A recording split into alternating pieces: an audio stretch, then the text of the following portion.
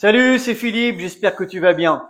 Aujourd'hui, on va voir le remplissage et la vidange d'une chaudière Saunier Duval. Ce qu'il faut savoir sur cette marque de chaudière, c'est que le remplissage et la vidange se fait pratiquement toujours au même endroit. Donc, si tu as une Saunier, eh bien, cette vidéo est pour toi. On regarde ça. Voici l'emplacement où se trouve le remplissage, lui qui se trouve ici.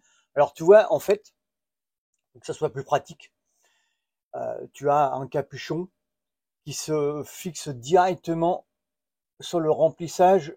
En fait, c'est la vanne, le remplissage de la chaudière. Donc, c'est beaucoup plus pratique à tourner pour pouvoir remplir la chaudière. Et on a notre vidange qui se trouve ici. Voilà. Donc, ça se trouve du côté du dosseret de chaudière. Voilà. Donc, en fait, les chaudières Saunier Duval sont à peu près tous conçus pareil. Tu auras toujours la petite vanne en plastique bleu pour remplir et tu auras la petite vidange qui se trouvera derrière pour pouvoir vidanger la chaudière. Donc maintenant, on va voir comment augmenter la pression de ta chaudière. Eh bien, c'est simple. Du coup, comme on a vu tout de suite, avec notre petit capuchon bleu, eh bien, on va le tourner pour pouvoir remplir la chaudière ou augmenter la pression. Là, ça monte. Donc, on avait 0,9. Là, je suis arrivé à 1 bar. Donc là, il n'y a pas grand-chose à faire en fait. C'est juste à attendre. Donc, avec ton tableau de bord, eh bien, tu vois la pression monter.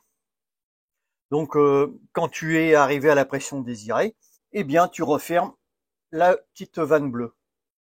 Tac. On fait la rotation vers la gauche et pour ouvrir, on fait la rotation vers la droite. Donc, la chaudière est à 1 bar 2. Eh bien, pour redescendre la pression, on va revenir à notre petit point de vidange. Donc là, tu vois, moi, j'ai mis un petit tuyau qui file dans un seau pour pouvoir bien vidanger. Parce que c'est vrai que quand tu ouvres directement sans tuyau, l'eau agit que dans tous les sens.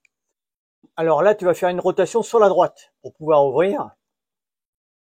Voilà, tu le tournes sur la droite. Voilà. Et l'eau descend. Tu vérifies ta chaudière en même temps. Donc là, tu laisses couler. Et quand elle arrive à 1 bar, tu peux refermer ta vidange. Donc là, rotation sur la gauche.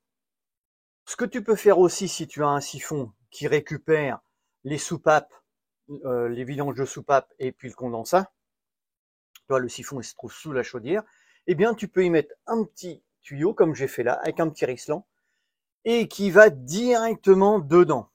Ok? Donc ça te permet de pas mettre de seau en dessous et puis quand tu l'ouvres, ça va directement dans la vidange. Voilà, cette vidéo touche à sa fin. J'espère qu'elle va pouvoir te servir. Si tu l'as aimé, écoute, like-la. Si tu ne t'es pas encore abonné, tu peux le faire.